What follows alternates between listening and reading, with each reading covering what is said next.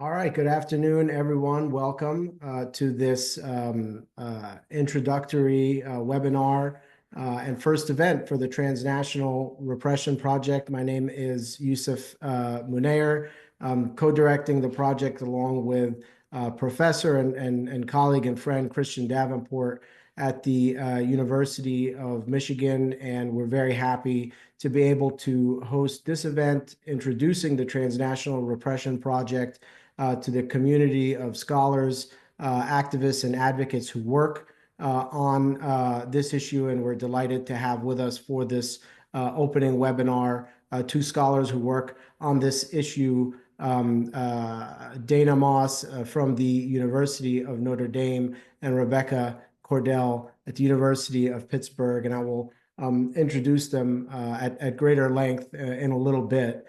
But before we get into the content of the presentations today, I just wanted to thank you all for being here and turn it over to my colleague and co-director, Christian Davenport, who is a fantastic authority on the study of repression, a teacher to many of us on this call and beyond. And I very much appreciate our partnership in this Transnational Repression Project.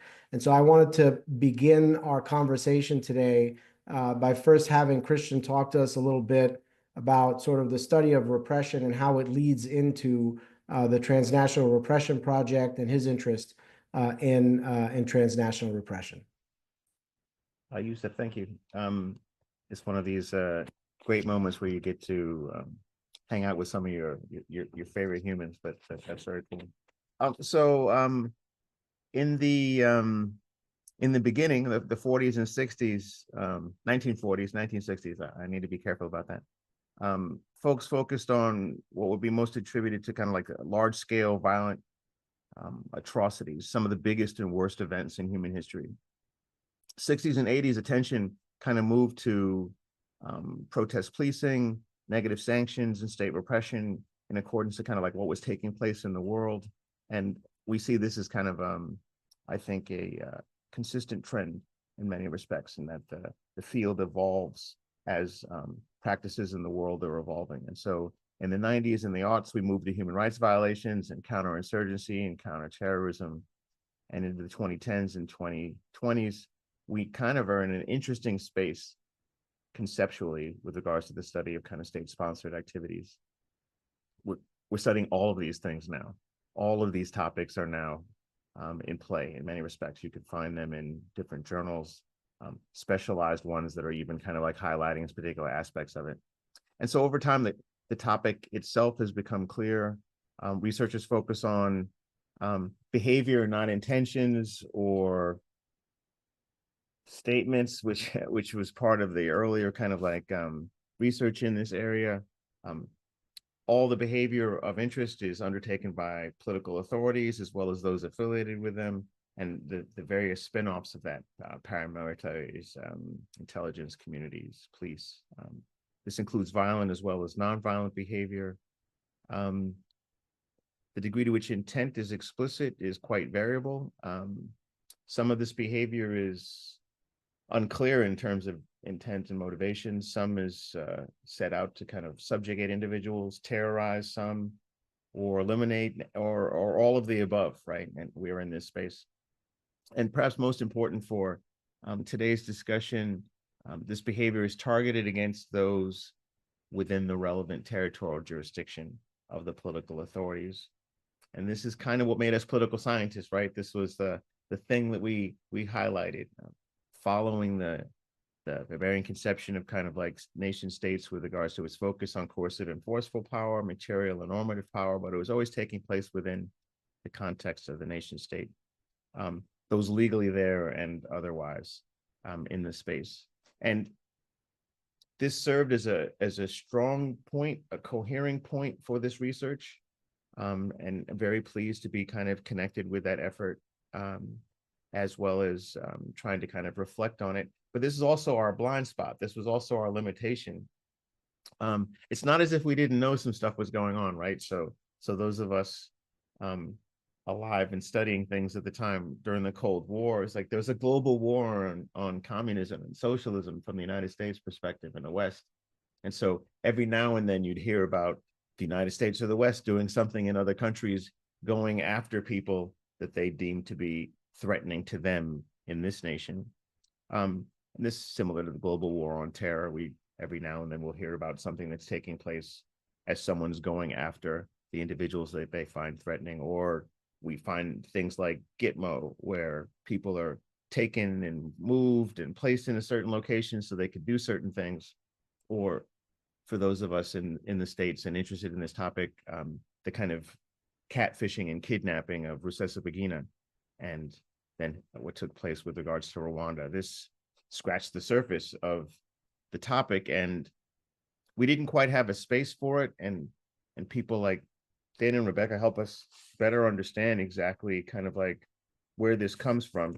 And so in this space of trying to figure out exactly how this older conception of repression fit in with this newish phenomena, or newly acknowledged phenomena, newly recognized and systematically evaluated, our project kind of began as a discussion. It was I love to think of it as it was a reunification of sorts.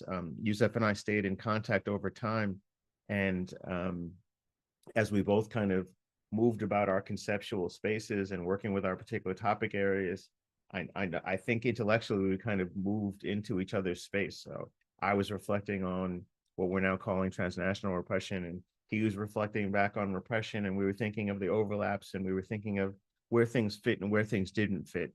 And rather than try to just kind of like exist in this space in isolation, we kind of reached out to one another conceptually and in terms of the space of this project to think or to co-think on this particular subject matter, and identify exactly kind of like how could we do what we do, right? How could we collect data? How could we theorize? How could we best study? How could we best inform individuals in the world that are concerned with this topic? But we also acknowledge that while we were engaged in this effort, other people were engaged in this effort as well. And reading their work informed our conversations, informed our thinking. And then we realized that rather than kind of like the laser-like focus that folks often get with regards to the research project that they're doing, we had a very different conception, which was much more interested in trying to serve as a vehicle for highlighting and celebrating other people's work, and bringing people together to talk about what they were doing, and acknowledging that partly this was a function of conceptually where people were going, or geographically where people felt more comfortable, or by happenstance what they came across or what they experienced. But I think it is this more encompassing idea that kind of served as the basis of what we wanted to do. And so our project and this particular webinar effort kind of reflects that sentiment and the general way that we wish to kind of proceed in that space. But I'll stop there. Thank you. Thanks so much, Christian. Really appreciate that. Great way to open up this conversation. And now I want to move to a slide presentation that I'll begin walking us through on the Transnational Repression Project and sort of what we're thinking and what we're up to. And then we'll move to Dana and Rebecca for a deeper discussion on concepts and data.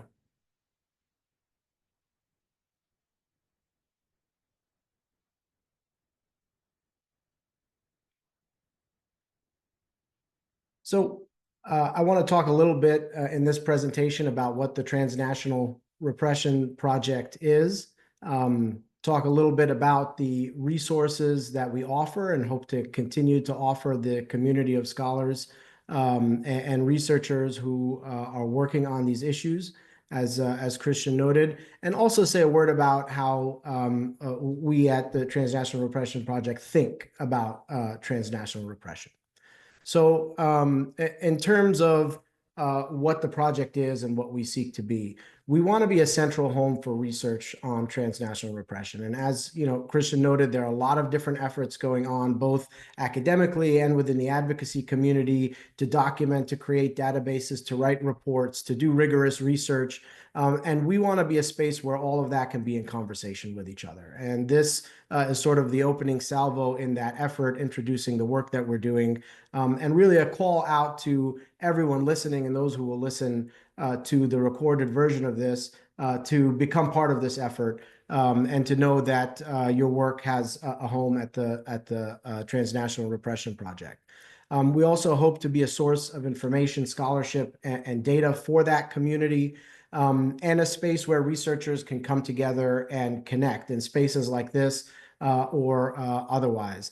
And importantly, we want to also play a role as a nexus between the scholarly community who's working on these issues and also the advocacy community who's working sometimes in collaboration, but oftentimes in silos on these issues. So to the extent that we can contribute to merging those efforts here at the Transnational Repression Project, we hope to be able to do that. A little bit on the growing list of resources that we offer as a project. When you go to our website, you'll be able to find a number of things if you're a scholar or researcher working on this that could potentially be of great use to you. We have a scholarship repository now on our website where we hope to have updated scholarship broken down on transnational repression, with tons of information on the authors, the publications, the dates, the type of studies that these are. So it's an easy way to kind of engage with the literature that's already out there and get a sense of what's been done and what hasn't yet been done and where there are potential gaps. Along with that, we also now offer on our website a really cool tool, which I found very useful, and this is interactive literature mapping. And this kind of uses a network analysis to present the literature in a few different ways and also show us ways to characterize the literature, but also the ways that different pieces of research are related to each other. Who's reading who's missing who, where are there connections that can be made. And so this is a tool for those interested in getting a deeper understanding of where the literature is, or perhaps finding things that they have not come across before, a cool tool that we are now offering for people to use. And these are things that, as part of the project's work, we're going to keep updated over time. We also have a data repository on our site. And here again, I just want to reiterate a call to all of those who are listening now or will be listening later. If you have data that you have put together on transnational repression and want to make it available to scholars in a wider way, please reach out to us. We are happy to host data sets on this. We have already aggregated a number of them, some of them who have homes elsewhere and some of them who don't. But all of these efforts will have a home at the Transnational Repression Project. And so you can find a list of those on the website as well. Also, we hope to do a series of webinars and workshops, this being the first, we hope, of several to come, where we bring a number of people together to talk about specific subsections of this work. Today, we're going to be talking more broadly about the phenomenon, the subconcepts, and the data, but we hope to take deeper dives on specific areas within the work in future webinars. We also want to create workshop opportunities for students who are doing research in this area, graduate students, young scholars who want to have a space to workshop their ideas, workshop their research, and really pick the brains of others who've been working on these issues for a longer time. We hope to be a venue for those kind of conversations as well. So for the researchers, scholars, graduate students who are hearing this, please be in touch with us about these opportunities, because we hope to be able to bring those to you all. So how do we think about transnational repression? A couple things that I want to say here that I think informs the way that Christian and I have sought to approach this project. The first is from a background in the study of political repression. There's been a tremendous amount of research and scholarship and questions asked about political repression over time. Christian has done some work in describing that at the outset of this conversation. And there's a tremendous amount that we can learn from that as we think about the transnational dimensions of the phenomenon. And so part of our approach to this is to ground our study of transnational repression in that foundation of the study of repression. The second thing I would note here in terms of the way we think about it is we generally take a broader view of what the phenomenon entails. And here I want to talk a little bit about how we define transnational repression and why we think this is important. And in some ways, sets us apart from others and also allows us to be a home for all, in my view. There's obviously many different definitions within the research and scholarship in this area, but many of them tend to include a particular type of perpetrator of transnational repression, usually authoritarian states, and a particular type of target, this being their citizens or nationals abroad.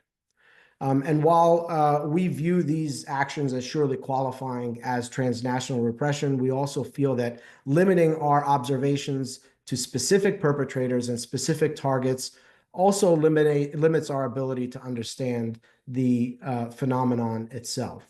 And so I want to call attention to a few different cases that don't necessarily fit some of the more common approaches to understanding transnational repression that give rise to our broader understanding of the phenomenon.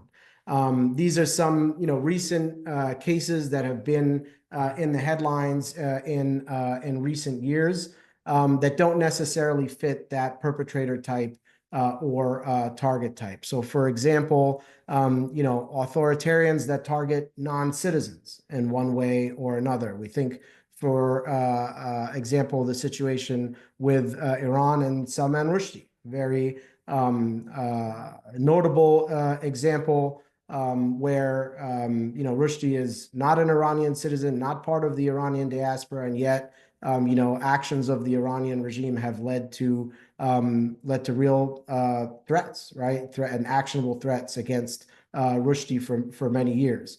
And I believe his assailant was convicted this past week.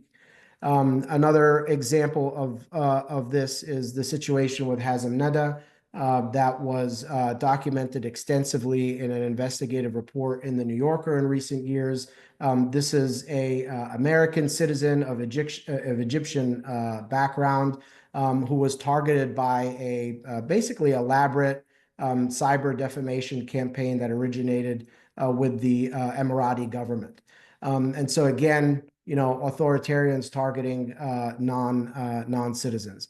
We also have non-authoritarians or regimes that we don't really think about as authoritarians that target their citizens or non-citizens as well. We think, for example, about mixed regimes like India targeting the Sikh population in a number of high-profile incidents that we've come to hear a lot about in recent years in Canada and the west coast of the United States and elsewhere.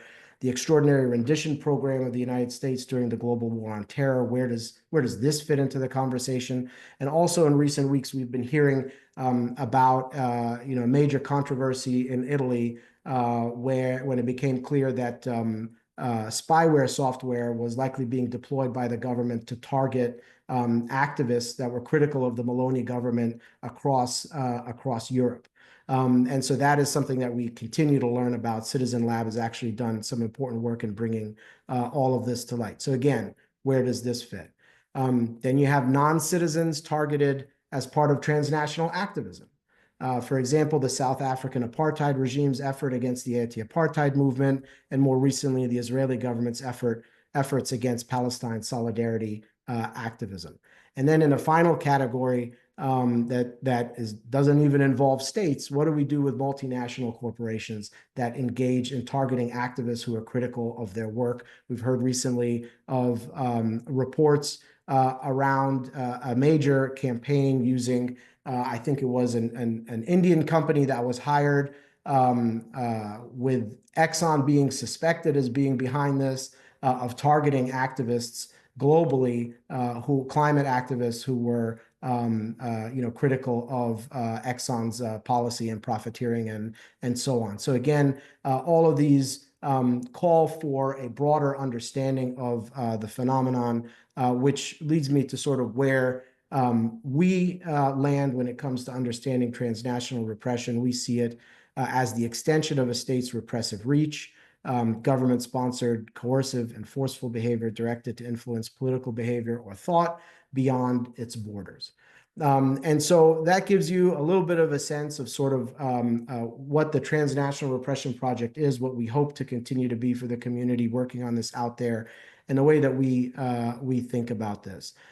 So thank you all very much, and I want to introduce now our next speaker, who's done a tremendous amount of work in this area and who we've learned a lot from. Dana Moss is Associate Professor of Sociology at the University of Notre Dame, and her research and teaching focuses on power and resistance, including transnational repression of diaspora and refugee communities by authoritarian regimes. She wrote The Arab Spring, Diaspora Activism Against Authoritarian Regimes, and more recently has an edited volume, which is up on the screen now, and I'm sure she'll tell us more about, which reviews transnational repression in the age of globalization. And so we're really happy to have Dana with us to talk to us about concepts and key findings. Dana? Great. Thank you, Yousef. Can you folks see me? Or Yousef, can you let me know? Because you're the only person I can see. Yep. Okay, great. Well, thank you so much for having me for this inaugural event. I am so excited to be here, learning more about the Transnational Repression Project and being a part of this amazing community that Yousef and Christian, who, as Yousef alluded to, is like my hero of political repression studies. Okay, so it's like a huge honor for me to be here and talk a little bit about this. Now, I loved Yousef's kind of like, and Christian's developing typology of the ways in which transnational repression as a concept can expand into different domains to think about these different dimensions of how transnational repression crosses borders.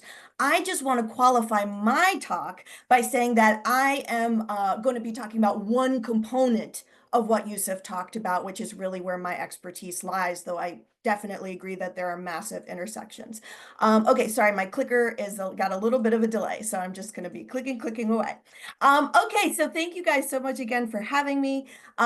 So again, this is an amazing day, an amazing event, the Transnational Repression Project. This is a big deal because transnational repression studies is still a relatively new subfield. It really came out of looking at political repression work and looking to build on that, because to some extent, some of us were going off into the field. I was, for example, in 2011, protesting with Syrian activists in California who were in the process of coming out against the Assad regime. And this was an incredibly scary thing for them to do because of the threats posed by transnational repression. And more scholars who were situated in different contexts were observing this and hearing stories about it. So I thank you all for having me and for this initiative. I mean, 10 years ago, I put transnational repression into Google Scholar just to see if the term that I was thinking of using for an article had sort of been used already and if I needed to cite it. And I didn't really find anything. There were a couple of, cross-border repression. There were a couple of random terms here and there, but we lacked kind of a conceptual umbrella for a lot of the things that were happening. So it's wonderful that today we have a robust and multidisciplinary subfield, which has been alluded to. Freedom House is doing incredible research. Citizen Lab, based at University of Toronto, now University of Michigan.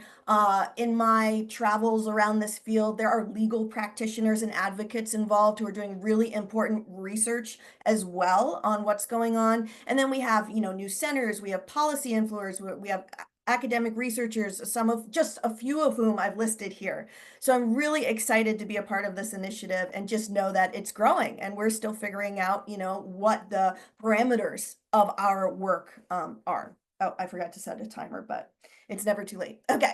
So just as to recap a little bit, hopefully not to be too repetitive of what Yousef was talking about, when we're thinking about transnational repression within the scope of cases that I've really looked at, which is again impacting diasporas and impacting refugees and exiles, we're usually talking about acts undertaken by political entities, institutions, authorities, or regimes, which are intended in some way, shape, or form to control, repress, and punish populations abroad for sometimes just for existing, because there's might be something about their identity that is threatening to the regime, but also a lot of times for their real and perceived threats to that political power. So in any way that they might say like, hey, there are human rights abuses going on in my home country, let me talk about this. This is something that is seen oftentimes by regimes as a threat to their control over information, over their censorship.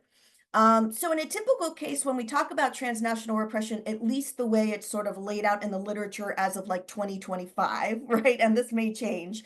We're typically talking about cases where governments are targeting immigrants, refugees, and exiles, a lot of times because they're seen as a critical population. They're seen as having potential political influence, this sort of thing.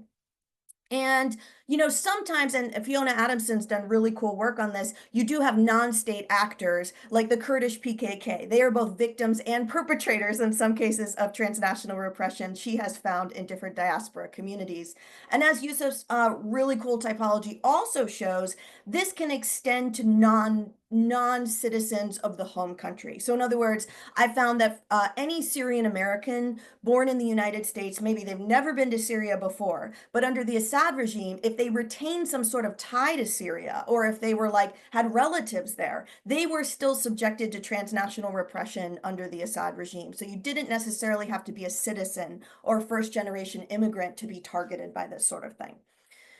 We also know that transnational repression, not solely, not exclusively, but a lot of times is targeting human rights and environmental rights defenders. These are people who are oftentimes actively engaged in naming and shaming what regimes are doing in the home country and trying to advocate for some sort of policy change in the host country or in their new home or in the place where they reside to change the policy, foreign policy towards that regime in some way. We also see that transnational repression oftentimes targets what we might think of as non-political or explicitly apolitical civic engagement. So if you have a group of people who are celebrating national pride, or you have some sort of humanitarian project or a cultural project, maybe a center, right, where youth from your Yemeni community or your Libyan community can get tutored. Student groups, this is a huge thing with Chinese students. They have lots of student groups on different campuses. Transnational repression still pervades and infiltrates these spaces because, again, a lot of times the regimes that are perpetrating transnational repression view any form of independent civic action and organizing as a threat to them because they worry about that these spaces are going to give rise to more dissent and more mobilization. And as I wrote a chapter with an attorney who knows far more about the specifics of the law, the international law, than I do. But in researching this, my co-author Don Picard found plenty of evidence to show that this isn't just sort of a problem for targeted communities. This is actually an illegal act according to different international and domestic sovereign laws, which could give some actors leverage in fighting against it. But I'll mention that in a minute. Of course, we have some well-known examples of transnational repressions. A few were already mentioned. I think Jamal Khashoggi is one that still weighs heavily on my heart. He was basically in exile to the United States for being a bit critical of some things that were going on in Saudi Arabia under the regime of Mohammed bin Salman. And he was a little bit more well-known because he was a writer for the Washington Post. And he was not a radical by any means. He was sort of a reformist. But yeah, he was still critical enough that the regime didn't want him around.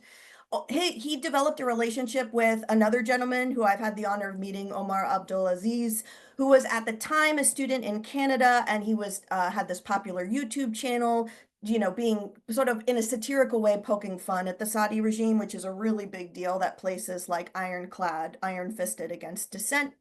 And they were planning to combat some of this regime propaganda that was like greenwashing and sports washing and tourist washing Saudi Arabia on Twitter.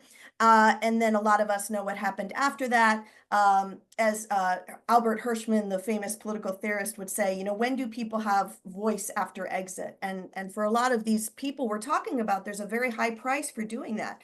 Khashoggi was specifically assassinated. He was murdered in the Saudi Arabian Istanbul-based consulate in October of 2018 by a hit squad. If you missed this, if it wasn't on your radar, it was a really big deal at the time. It got a lot of attention. And Omar Abdulaziz, even though I think now he might be in the United States, I'm not sure if he's still in Canada, but the point is he's still been targeted by the regime in person and through what I'm about to explain as proxy punishment. And proxy punishment essentially means that his friends and his family often remain incarcerated, sometimes indefinitely, because he dared to speak out against the Saudi regime from abroad, which is a very, very severe consequence of what we're talking about. All right, so let me go through a few types of transnational repression. We as scholars don't necessarily work from a one typology or one sort of repertoire, but these are some of the common methods of repression that have come up in the studies that I'm aware of. One type, of course, is physical violence. We have assassinations, like with what happened with Mr. Khashoggi, kidnappings, renditions that sometimes happen concurrently between, let's say, like Thailand's security force and China's security force, right? They might collaborate in order to render asylum seekers back to their home country, maybe at risk for torture. And physical attacks, lots of physical attacks. Some people survive them, some people don't. We see a lot of surveillance and threats, and this is happening through the smartphones that we all carry around in our pockets. This is also happening in person. I heard lots and lots of testimony from groups who I interviewed a number of years ago that said, yes, in order to retain a student scholarship, we would have to go to events and literally write up notes like informants on what had happened, who was there, what they were talking about, and send them to the representative of the regime. And that this was something everybody was doing. So it's pretty wild. It sounds very James Bond, but this is what's happening. Regimes are also engaging in transnational repression by controlling and impeding mobility. This might include controlling and withdrawing student scholarships. So saying like, you know, we'll take your scholarship away to study abroad if you do anything against the regime. And also a refusal to renew passports, which is a violation of international law that's rendering people stateless. A lot of times regimes, let's say you're abroad, and maybe they can't necessarily get to you physically, but if you have any resources in the home country, businesses, homes, properties, assets, sometimes they destroy them. There's also a great deal of reputational harm that happens, and this is particularly egregious when it's directed towards women, because sometimes there are some really like sick sexual allegations thrown against them. A lot of times activists are flagged, so regimes will issue what's called a red notice in the Interpol system. I'm not an expert on Interpol, but what I do need to tell you is that Interpol is not some sort of international police squad. It is a information sharing system that alerts different countries of who they're going after for like human trafficking or child trafficking or something like this. This is being harnessed as a political tool of persecution so that Russia or Turkey or Iran, whoever will flag someone through the Interpol system. And unfortunately, in the United States, this gives ICE, this gives deportation arms of the security state motivation, or sometimes the rationale to detain or deport legitimate asylum seekers, even if the red notice is fishy and even if the red notice is based on politics, which it's not supposed to, but this abuse happens all the time. We also have what I alluded to as what we scholars seem to be using two different terms. We use proxy punishment, or we use coercion by proxy. And what this essentially means is that the regime may not, again, get to you physically as a human rights activist abroad, but they can go more easily after your family or any relatives or close friends that you have in the home country, and they can threaten them and they can punish them. And they do this all the time. And they do that by, with forced confessions, sometimes threats, their disappearances, torture, and incarceration. So if you can imagine being abroad and you have a huge moral decision to make, right? Do you speak out against things that you went through or things that your community is going through currently? Or do you stay silent because you might have someone at home who could pay the price for that? That's really scary. All right, some of these slides I will definitely not get to, but I just want to go through a few highlights.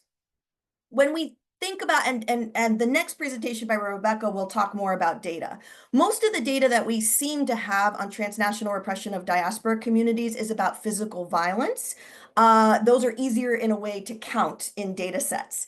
And about 10 regimes are responsible for 80% of the documented violence in an act of transnational repression between 2014 and 2022. And you can see China is at the rest of the list and read through there. We also have like Belarus and Rwanda. It's not just relegated to the sort of like big powers. China definitely uses the largest repertoire of transnational repression that we know of, that's been documented, and they seem to have both the interest in doing global censorship of their communities and doing, you know, ethnic genocide of the Uyghurs and others, as well as they have the capacity. But as Yousef mentioned, they're not the only ones. Countries that we think of as democracies, right, or as being weak states also perpetrate transnational repression. The USA most famously during the Condor scandal and military dictatorships in South America. So it really depends whether a government is perpetuating transnational repression or not, really depends which regime is in power at the time. It's not like a fixed practice that's glued to a particular regime type. It really depends on some other factors that are going on as well. We also see that most of the victims in this Freedom House data set were accused of terrorism, which is very interesting. It shows how the war on terror language is being used to justify rounding up all kinds of people, human rights activists, civilians, innocents. This is also fueled by security pacts that states have to like share security information about the war on terror. And we have a whopping almost 80% of victims were of Muslim background and identity. And this is disproportionately due to the fact that China has launched a major transnational repression campaign against Uyghurs who identify as Muslims. But it's not just exclusively them either. And I think it's oftentimes more convenient for regimes to accuse people who are Muslim because other states buy into that stereotype. All right, so let me skip ahead. This is really important. We do know that there are major effects of transnational repression on diaspora and exile communities. And I found in a lot of my work at looking at like when people get together, when they come out of the closet, when they decide to protest, when they decide to form social movements against these regimes from the diaspora, that transnational repression imposes major costs and major issues for them. It raises the cost of speaking out and organizing point blank, even when it shouldn't, because even like, let's say they've settled in New York and, you know, there's plenty of civic space to organize in New York, but they might feel like they can't because somebody's going to pay the price for that, maybe themselves, maybe their family. It increases a lot of mistrust and fear and isolation in these communities because, for example, they may say, oh, well, we know so-and-so's in exile and that person's being surveilled by the regime. That person is being watched. So we can't hang out with them, right? Because we want to be able to go back to Syria or we want to be able to go back to Iran and we can't be associated with them. It also promotes a lot of self-censorship and what I call guarded advocacy. So a lot of folks, again, cannot like fulfill the civic and political freedom and the promise of that they have in their host countries. And so that there's a really a deterrent impact on collective solidarity and action. In no way, shape, or form am I saying that transnational repression blanketly prevents activism. That's not what I'm saying. But I'm saying it imposes a lot of barriers and costs to people in ways that sometimes us, I'm a privileged white American citizen, I may not think about these, but this impacts other kinds of communities and groups. There are also wider effects that our government should really, policymakers, think tanks should really care about, right? Is that this promotes illegal foreign influence, control, coercion, and violence in a lot of cases. As Yousef was saying, sometimes transnational repression will also target journalists and will also target other people, not just members of a homeland. And it also undermines the security and the rule of law, quite frankly, which is why a lot of policymakers are interested in this right now. And it undermines, most importantly, human, political, and civil rights, particularly when people are coming from an authoritarian context, needing a place that is safe abroad for them to express their basic, peaceful civil rights, right? This is undermining that for a lot of communities. Okay, so I'm going to skip ahead. If anybody has any questions at the end about why or how, we can talk more about that. I will just say what's really relevant right now is that we have a couple of other things colluding to increase transnational repression across the board, and the data do indicate that it's increasing. One is that you have governments of all kinds, democratic, semi-democratic, authoritarian, are imposing anti-migrant and anti-asylum seeker regimes, what I would call, right? They are trying to deport, block asylum seekers. They don't want migrants on their shores, even if they depend on them economically. And right now we have a situation where like ICE can deport people on the basis of a red notice in the United States through Interpol as well. So the more xenophobia and the more anti-migrant policies are in effect, the more effective transnational repression is, because it can utilize that for its own ends. There's also a lack of coordinated policies to combat transnational repression by receiving states and universities, as well, as I've noticed. People oftentimes are very much on the back foot. They don't know how to make people safe because they don't really know what's going on. And this is making communities more vulnerable. So hopefully this center and the work that we do can continue to inform policymakers about, better ways to combat this. It's not that nothing has been done. There are some things, as I list on this slide. I don't have time to go through it. Sorry for the time. And another thing that we found in our research is that social support really helps these communities to combat the threats of transnational repression. When individuals or families are left to like deal with proxy punishment by themselves, they oftentimes don't know what to do and they're just quiet and they just do what the regime demands. But if you have employers or human rights organizations or diaspora organizations, if they can provide some help to say, no, we're going to bring attention to this transnational repression and what's going on, and it's not going to be allowed to happen, a lot of times this makes offending states be a little bit more cautious. And I also think there's a lot more room for legal advocates to use international law to try to combat this practice. It might be really, really hard in the United States moving forward, but certainly in some European countries and elsewhere in the world. I'm trying to advance it and it's not. Okay, there we go. All right, enough about this because Rebecca's going to go through some of it. Sorry about that. This is so awkward. Okay, and then I'll just conclude by saying this. We have definitely come super far in the last 10 years on transnational repression, and I think this is a really exciting field. But a lot more research is needed as these practices evolve, and this is what Christian's initial remarks were getting at, right? Is that transnational repression, certainly we might not want to think about it just as limited to diaspora communities. We might want to think about it as a broader repertoire of practices that target all kinds of human rights defenders and populations. So we need more conceptual thinking about it. I think we also still need to empirically continue to investigate the scale of it, the scope of it, the evolution of it, how it's changing through different kinds of technologies that are being developed. And we also need to be able to count acts of transnational repression that are harder to document, right? It's really hard to count number of anonymous threats on your phone or proxy punishment, perhaps. But these are things that require more enumeration in the data. We also need just more, I'd say, like interview and testimony-based research on how transnational repression impacts communities, because we've just really started to get into that. And then how state and institutions and civil societies can actually defend against it. Like what practices are effective? We don't really know. We need that data. We need that policy analysis. And then hopefully, as the center is planning to do, we can establish these ties, right, to other immigrant rights defenders, human rights defenders, legal defenders, because this is a very, very pressing issue. So thank you all so much for having me. Apologies for the lengthy slides, but I'm just thrilled about this. And if you want to check out any of my work, a lot of it's just available for free online, or you can email me. So thank you so much. That was great. Thank you very much for all of that, Dana. Fantastic overview. And I want to turn it over to Rebecca now in a moment. But before I do, when we conclude with Rebecca's remarks, we will move to questions with the audience. So feel free to begin sending your questions in, and we will engage with you all and with each other once Rebecca concludes.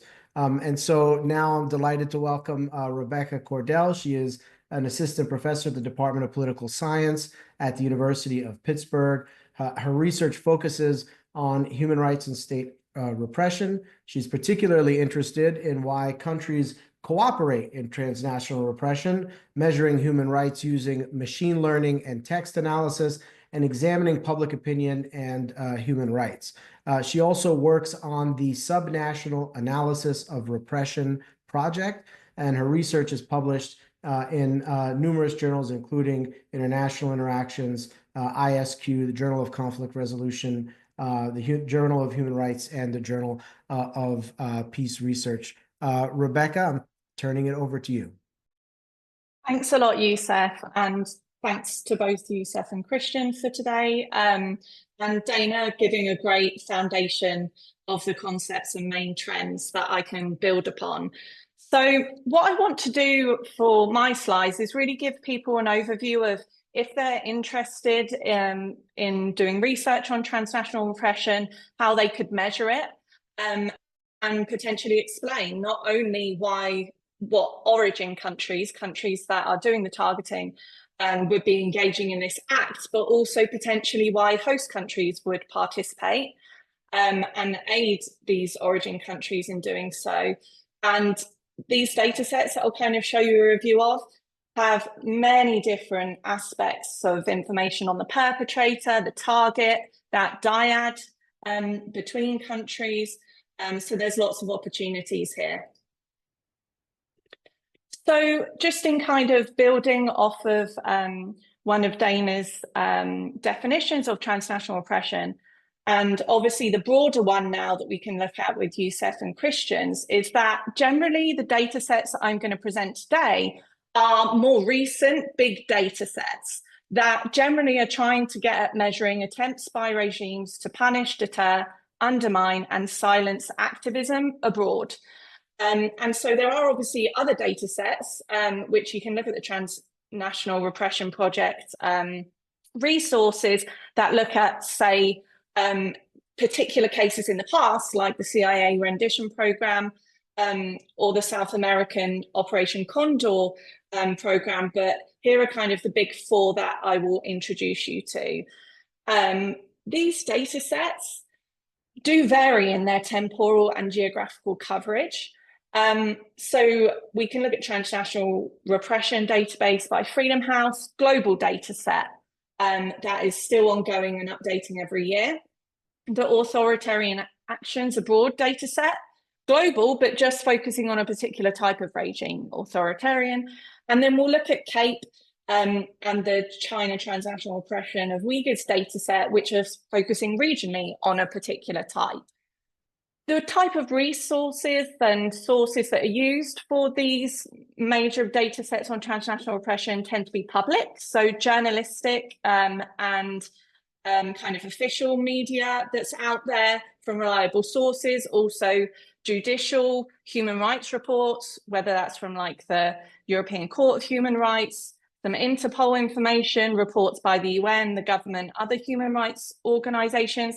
And some of these data sets too have engaged in online searches to build them. So Google searches, etc., trying to identify repression reports online. Another way in which they vary, which I'll break down a bit more, is by the type of violation. So some focusing on more physical, direct types of repression, some less physical. And because there's so multifaceted types of repression here, that's going to vary in terms of the types of data that we see. And there's lots of different variation that I can walk you through and opportunities about the different case level details on who did what to whom, who's the perpetrator, the information on the target, the type of violation, etc. But in focusing on the first data set, which I would say is now the most frequently used data set, if we're thinking about a big data set that researchers are using to analyze quantitatively patterns of transnational oppression from Freedom House. And so Dana's given a bit of background on some of the key countries that focus on this, and the ones that are really rising to the top, like China, Russia, Rwanda, Saudi Arabia, etc., Turkey too. But what you see here from this map is those bilateral dyadic connections between the origin countries who are the perpetrators of this, and they're the ones in dark red, to the and orange, dark orange, to the lighter colours, which is host countries where the diaspora or exiles or targeted individuals are locating. And sometimes those regimes are acting alone with their agents. Sometimes they're acting in collaboration with those host countries. or sometimes non-state actors, as Dana has alluded to as well. So you see that they're covering physical direct attacks and attempts. And so this is really nice data set that kind of gives opportunities to look at, was the individual targeted directly, so kind of directly tied through framing and propaganda of the regime, not genuine, but to terrorism or criminal, for example. So if you're interested in that, that's something that you could look at. You can also look at whether or not the individual was targeted and an Interpol red notice was given. So something that Dana's alluded to on the legitimacy of that, and whether that encourages host countries more or less likely to participate. So there's a lot of opportunities here to analyse the frequency, the type of targets, and the type of violations, as you see here. So the other data set I wanted to walk you through that does have that global scale, but just focuses on authoritarian regimes, wider coverage than the Freedom House data temporally, and focusing on authoritarian regimes. So in terms of the types of violations, so Alex Dukalskis has the nice variables of the type of violation that was engaged in here, which includes direct attacks to the individual abroad, as well as of their family, whether they were threatened. And not only can you explore using this data what happened, who did it, because you've got the country and the host country where they're located. So you could look at those dyadic relationships again, but there's a lot of details on the targets as well. And so he categorizes the targets primarily journalists, activists, opposition groups, former government officials and citizens. And from this data set, the top 5 countries that come up are Uzbekistan, China, North Korea, Turkey, and Russia. And so this, like many of the data sets that I'll walk you through, ends in 2019. That's when, you know, the project ended in terms of producing this book. But the Freedom House data is coming out regularly, and we're seeing those top countries in the Freedom House data, but we also see new countries because it's being updated every year. And that kind of indicates something interesting. Is there a learning process going on, not only among authoritarian regimes, but also democracies as well, and countries that are semi-democracies or hybrid regimes.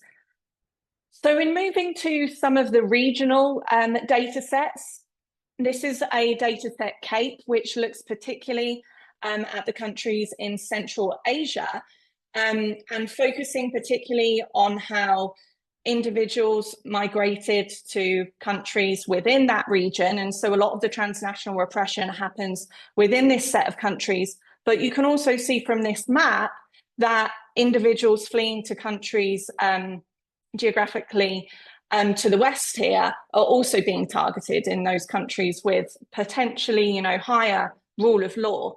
One really nice aspect of this data set, and every one of these data sets kind of online has interactive components here that you can explore the data, explore the trends.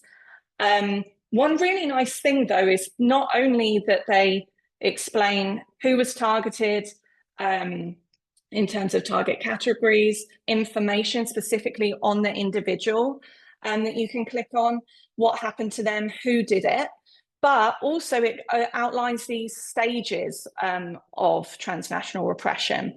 So it outlines the kind of first stage of transnational repression where someone's put on notice. So this is more a non-physical form of transnational oppression that wouldn't end up in the Freedom House data, say.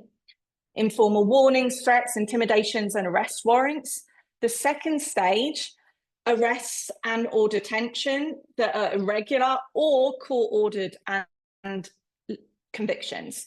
And finally, what is phrased as endgame, which is the renditions and or attack, the kind of final stage, whether that's a formal extradition with cooperation of the country, where the individual's located, what I've been calling a host country, or torture, imprisonment in the origin country most commonly, imprisonment and informal rendition. And so that again is where there's some form potentially of host country cooperation, although that's something that's difficult to ascertain in terms of complicity. Disappearances, attempted assassinations and suspicious deaths. So one thing that the authors highlight here is that many of the cases end up stuck in at stage 1 or 2, but a small increasing number make it to step 3 as well. So just to kind of conclude this summary of walking through these major data sets on transnational oppression, because precisely as Dana's pointed out, China is such a prolific perpetrator, they have their own data set. Oxford University and in collaboration with other partners. And so recent in terms of from 1997 coverage to 2021, covering the Chinese surveillance, harassment, repression, and extradition globally. They're documenting 1,500 serious cases of human rights violations, which are detentions and deportations for individuals living in the red countries, and there's total 28 countries there. Just like the other data sets relying on public information, they also use the CAPE scale to identify stages of repression, but they're also then coding their target perpetrator violation type observations there on a 3-point scale of severity. How severe was it? From 1 to 3, very severe. So really important to kind of check out these regional data sets as well as the global coverage. One thing you may be asking is, why do the numbers that I kind of have thrown out at you differ across?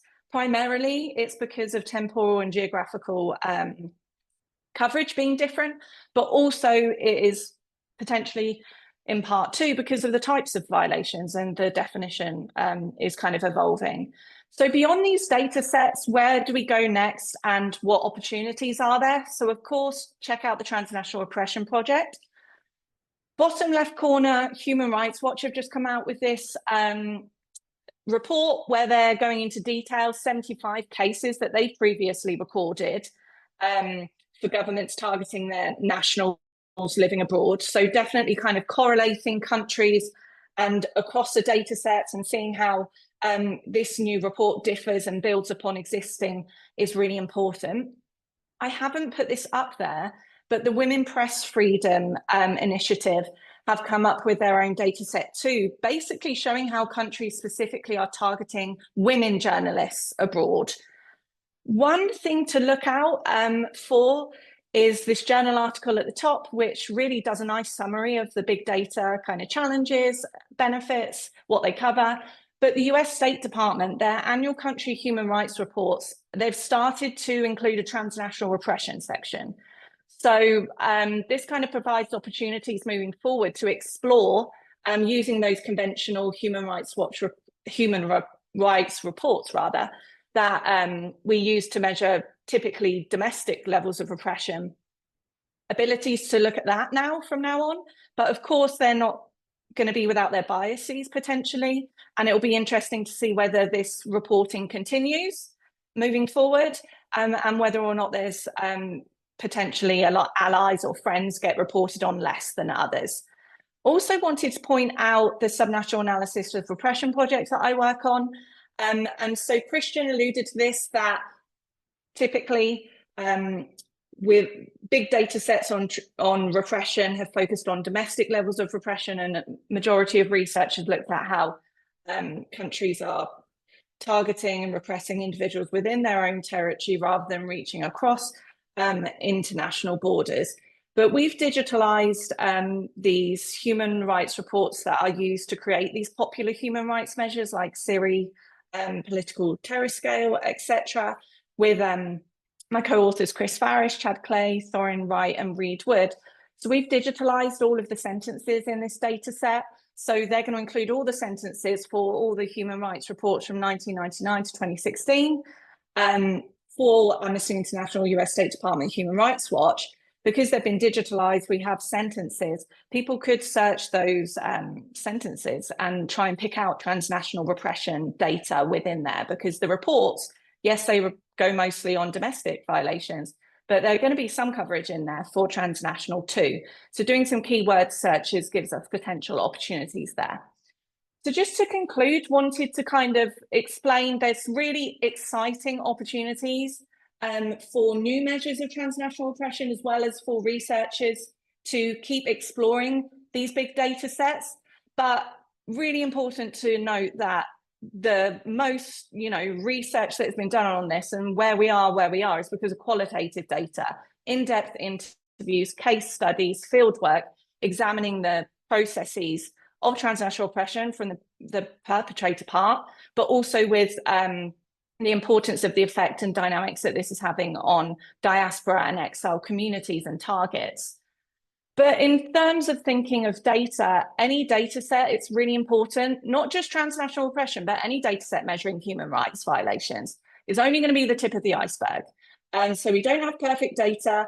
Secretive nature of state repression, all kinds, is about trying to, on the one hand, especially with transnational repression, silence dissent. And so there's going to be a level of countries trying to cover up transnational repression so we can't perfectly observe it, as well as maybe individuals do not want to report and explain that they are being targeted, not just for themselves, but as Dana's covered, because their family may be at risk. One issue is we need to kind of identify political motive here. We're trying to say that there's something political happening here. Yes, this person the country may be saying they're a terrorist or a criminal, but they're not. And so kind of trying to establish that difference there has been something a bit challenging. I'm very interested in identifying host country involvement, but the same incentives for governments that are the origin countries doing this, their incentives are to deny and shroud in secrecy. Well, same too for host countries. And sometimes host countries are working in collaboration. Sometimes origin countries are working alone. Sometimes it's non-state actors. Maybe they don't always know what's going on. Important to note that all of the kind of data I've gone over so far is about public sources. And so there's obviously going to be biases, individuals that are living particularly in countries with high levels of press freedom. Democracies are more likely to end up. So focusing in on countries, especially qualitative research into those areas, those countries where we're least likely to observe it, is really important. And of course, these data collection processes, whether it's our partners in the policy world or Freedom House, other human rights organizations, obviously this is financially burdensome and takes a lot of time to work on this. So external funding is really important for academics as well, of course. Ethically, need to think carefully about, if we produce these big data sets, how we protect target identities, not just their own identities, but also for their relatives as well. So I'll end there. I think there's some really interesting solutions that we could work on in terms of measurement models to account for uncertainty in the data, areas where they're underreporting kind of geographically and temporally, where we can combine qualitative research and quantitative research, and collaborating across, which is exactly what the Transnational Repression Project aims to do. So thanks a lot. I'm sure, like everyone, we look forward to your questions. Wonderful. Thank you so much, Rebecca. That was a really great overview of the data and so many of the questions around it. Really, thank you to all of you for fantastic presentations here. And I'm excited to invite our participants in this webinar, those who are viewing along, to send in any questions that you may have for us from anything that you heard or are interested in learning more about. In the meantime, I wanted to also open it up, our panelists, any questions that you have for each other, anything that you came up in your mind as you were watching the other presentations, to start a conversation here. Well, I just want to say Rebecca just gave a killer presentation on the state of the data in the field. That was so beautiful, Rebecca. Thank you for that. I appreciated a couple of the points that you made that I just want to flag really quickly. One is that, yes, we absolutely, the quantitative and qualitative data components of these are so inextricably important, both of them, right? Because that's how we understand the full nuance of like the tactics and how they're evolving, but also at least do some attempt to do like the quantification over time. And unfortunately, the data sets, and Rebecca, please correct me if I'm wrong, but the data sets seem to suggest that all of this is just increasing, like net. It is just increasing, and partly because the one of the slides I didn't go over, and I'll mention this and then just stop, is that states have a lot of regimes, and sometimes non-state actors, but mostly regimes and governments have a lot of incentives to work with each other on this. Sometimes they're engaged in pursuing a common threat. So like an example of that would be the United States getting into Central and South America, right, to help those regimes engage in transnational repression in an effort to stamp out communism. A lot of times, like there's the Shanghai Cooperation Council, or forgive me if I'm butchering that, but a lot of countries in Asia have security pacts with one another where there are literal agreements written into their security measures to render suspects together to share these data, right? So they're, like Rebecca was saying, collaborating on this. And then they're also, as I alluded to with the Cold War, a lot of ideologically a lot of ideological alignments that are making states collaborate with other states to try to pursue so-called common threats. So we kind of have this like I don't know if it's a trifecta, it might be more than three, but you have a lot of technological innovations that are facilitating this, a lot of security related and ideological related alignments. And a lot of times weaker states that might be more dependent on a stronger state for some of their security needs or training or material, they're oftentimes collaborating together on these things. That's just sort of how it's working right now. So it's a very pressing issue. Thanks for letting me add on a little bit. Thank you.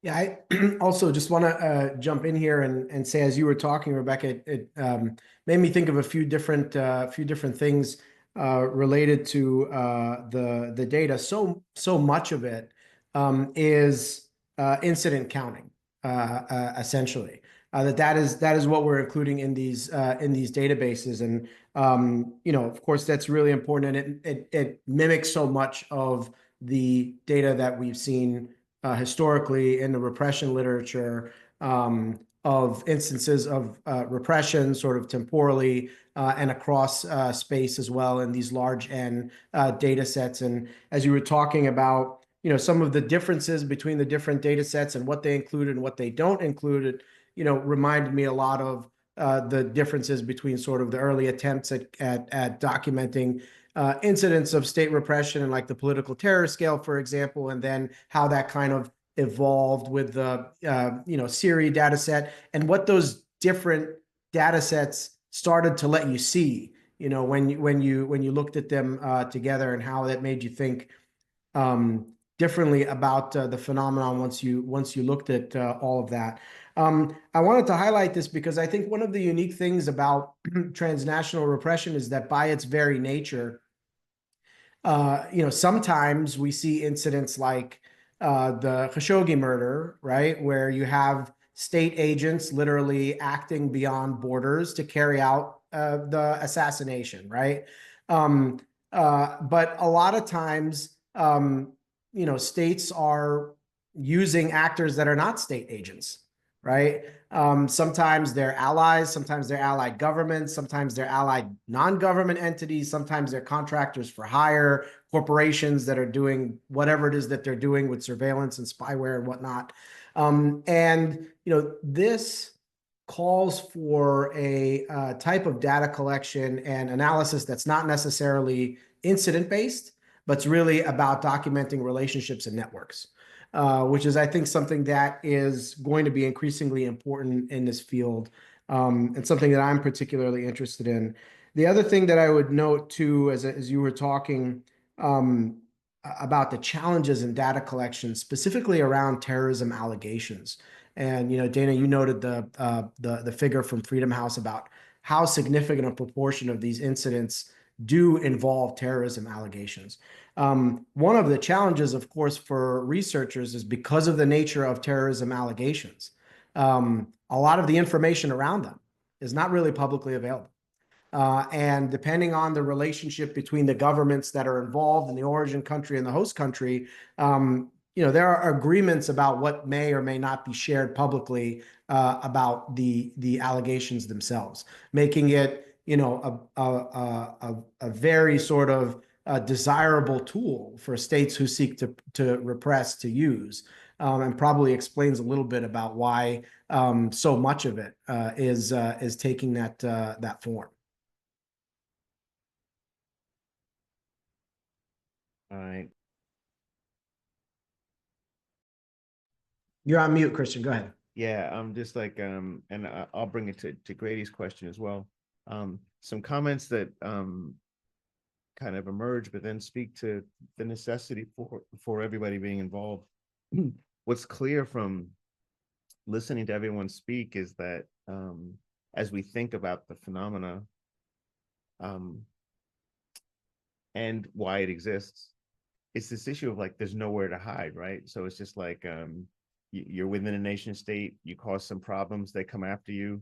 You could leave, but that doesn't end it. It's like you have nowhere to hide. But the element of this research that becomes really fascinating, and like Dana got me there thinking about, I think you used the word statelessness, but then that got me thinking about the concept of statefulness. And just as you're trying to think of exactly kind of like what those spaces are and what they look like, and that there's an international community of nation states who communicate on and collaborate and cooperate and work together on certain types of topics in a way that individual citizens captured in these nation states cannot. And so in a sense, we need all of us to pull off the project in order to kind of challenge this international cooperative enterprise that nation states have going on. And that I found to be interesting to think of. And so in line with Grady Vaughn's question regarding outreach to host governments and universities and other regions, I think that's the only way this project can be undertaken. I think we need to have outreach to different places around the planet to get information from people directly what's going on. And this speaks directly to this other issue of methodological divides that normally turned out to be a problem. In this context, it's by definition something that we have to do in order to do it. And actually, I think the project, Transnational Repression Project, kind of personifies this. We start with cases with the objective of building an international, cross-national, and cross-temporal database, right? So we knew we kind of had to start with cases. But this is making me think of the 80s, where it's just like, okay, so we'll have some detailed cases. No way do we think these are representative, but let's start running some simulations, and let's start running some probabilistic models about how things are revealed. And the last thing I would say is what I think is interesting about this topic also is the idea that certain nationals, certain people affiliated with certain nation states are just going to engender much more attention in other locations. So it's like, when doing work in Colombia, I'll get a text about like warning me about being kidnapped, and I'm just kind of like hanging out in downtown Medellin, and I'm just like, all I do is I'm just seeing a bunch of Black people. So then I realized that the text is probably for white people, white Americans hanging out in Colombia. And so I'm just kind of going, I'm feeling good with my papaya sitting in a park. And like, yeah, other people are going to get jacked up and like arrested. And I'm kind of going, oh, you know what? Differential national identities are going to play out in distinct ways in different locations. And so that became interesting for me to think of, because now normally when in the media, when we're thinking about media biases and all this other stuff, it's kind of like, okay, to what extent are we likely to hear something about the United States or the UK or Brazil relative to other nations? Now it's an issue of, to what extent are we likely to hear about an American in Brazil or a Brazilian in the UK or a Rwandan in Norway? And it's just like, okay, so this introduces like some new stuff. But what this means is we're also going to have people that can help us with the media, people that can help us with differential identities in different locations, help us navigate the media in different locations geographically, and NGOs, and then think about other ways of collecting information. The networking thing that Yousef mentioned, it's just like literally the thing that's, I find one of the things that's most fascinating about this topic is we're going to need all of the social sciences and maybe even some of the humanities in order to pull it off correctly, which is huge to think about and quite daunting, but it's kind of mandated by the subject. Yeah, I think just to add to that as well, and to kind of build on what Christian is saying in response to Grady's question, really is that, you know, Dana's walked us through this, Yousef as well. We've got countries that are engaging in this as, you know, state agents on themselves. We've got host countries that are cooperating kind of with knowledge at the principle level of, you know, formal extradition agreements and so on. Like Dana mentioned, informal cooperation of agents, whether in judiciaries in host countries or immigration, kind of agents that we'd think about too. And so I think in getting to, should we be, you know, reaching out to host countries and telling them what they can do to, especially with students on, you know, campuses, protect them. Dana alluded to this in terms of the solutions, but it really is that kind of finding that, in my research at least, with Kashmiri Mehdi, we found that countries with stronger rule of law were less likely to have transnational repression happening on their soil. And, you know, that's something that comes from the idea that those countries that are training immigration officials or judiciaries on how to detect this, universities training them to support and know that this is happening and how to deal with that. And like Yousef has said, I think the non-state actor part is really component and key here in thinking about how that can be tackled too.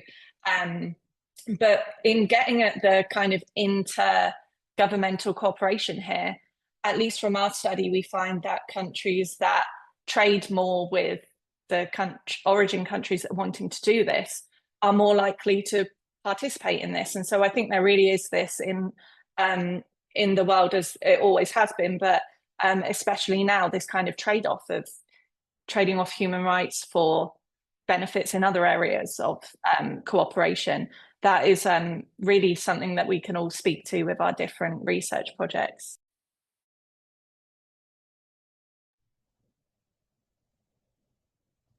You know, Christian, when you were talking about, you know, the different sort of fields of research that need to come together and across the social sciences and so on, one of the things that I often think about when it comes to transnational repression is how it also forces those of us within political science to bridge the comparative IR divide. And this, you know, really forces that on us in important ways. And, you know, I think we need to do more work in general conceptually on what this all means. And when we think about the regime type question in transnational repression, this is something that, you know, I think about a lot from you know, the repression literature. We know that, of course, you know, there is a regime type relationship with repression, and there are conceptual reasons, theoretical reasons why that we sort of understand that democratic regimes face different constraints and so on and so forth.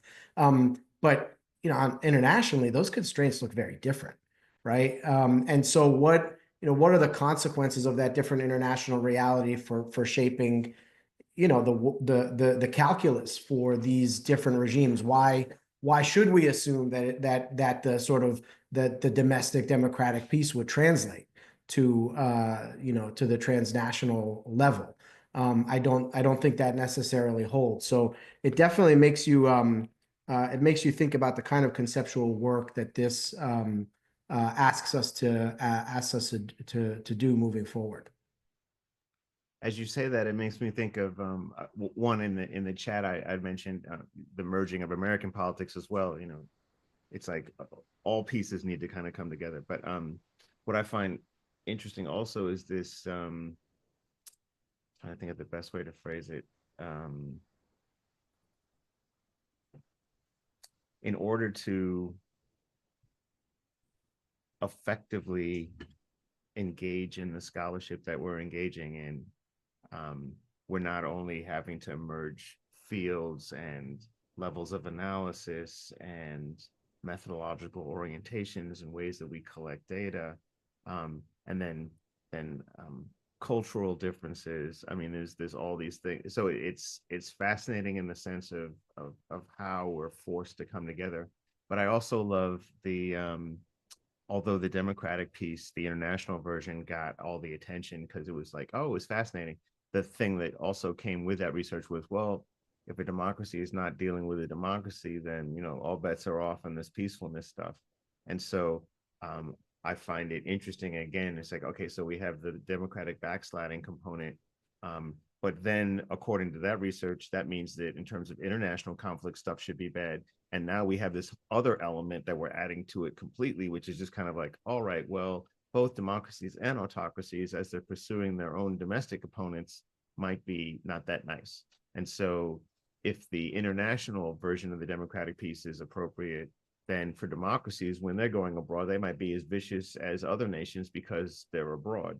And so I like the fact that we're able to kind of like question and bring together so many things concurrently as we're thinking about things.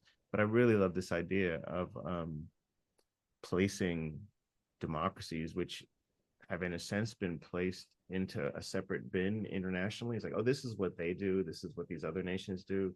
But this is putting them back in the world in a way that they might not necessarily wish to be put, but clearly it seems to be useful. And then this idea of now we're going to be much more encompassing about repression, right? So now as we think about what takes place, we're going to be like, okay, so here's your domestic repression profile, and here's your transnational repression profile, and here's the domestic relative to the transnational repression profile ratio. And then it's like, oh, okay, now we have domestic threats, and then we have some transnational threat, and then we have the ratio of that as well. And then we're looking at how the two ratios affect. I mean, it's just like, okay, we've just outlined a research agenda for like the next 20 or 30 years, which is way better than what the piecemeal part of how we've been addressing things, right? It's just like, if you think of how people responded to that, like the boomerang effect from Keck and Sinky, it was like, oh yes, the international can affect the domestic. And we're just like, yeah, okay, the next logical thing would be that we're going to follow that boomerang back to where it came from and kill those people off. I mean, it was just like,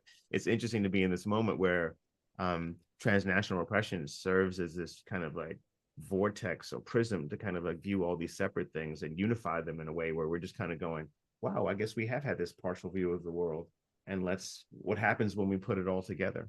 And that is both inspiring and daunting, I think. That's incredible. And if I could just say too, like we're starting to have some subcategories, like for example, just the study of transnational repression, kind of as I laid it out, but then also digital transnational repression. And I love the idea in your, Christian, and Yousef's typology of bringing in like corporate transnational repression and, you know, some of these other like subcategories, like you said, to bring these parts of the world back together. One of the things that Don, the attorney who I was writing with, and I struggled with a little bit is exactly on this definition of terrorism and war.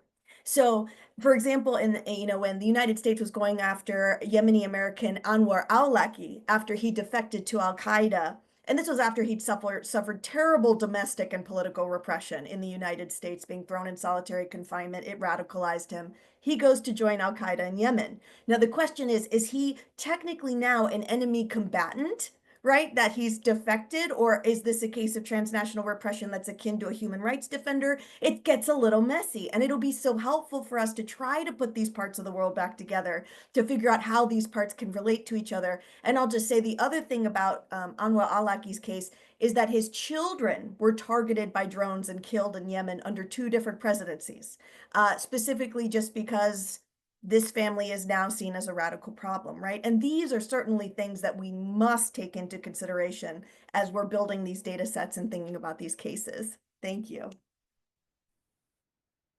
Well, Dan, I think that's a great place to sort of tie off this conversation. And I really want to thank you all for participating today and your contributions to this field and to this webinar in particular. And thank you to all of our participants today who joined us as well. We'll be posting this recording online so people can benefit from it moving forward. Please stay tuned to the Transnational Repression Project's coming events. We'll have more webinars and workshops and information to put out, and we really hope that you all stay in touch with us. I also want to thank our research assistants, Colleen Serpella and Mark Davignon, who have helped us not just put together this webinar, but do so much work that the project has been working on for several months now. So thank you all again, and we'll stay in touch.